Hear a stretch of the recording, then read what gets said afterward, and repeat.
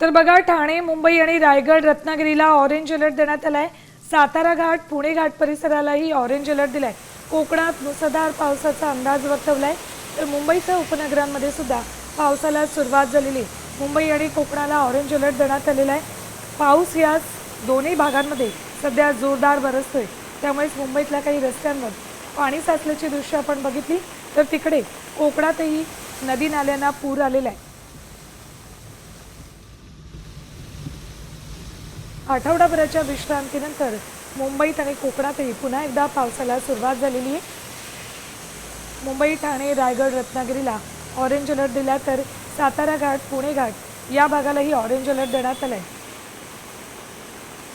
आता isakal.com आहे देशातील नंबर 1 ची मराठी न्यूज वेबसाईट। प्रत्येक अपडेटसाठी isakal.com ला नक्की भेट द्या।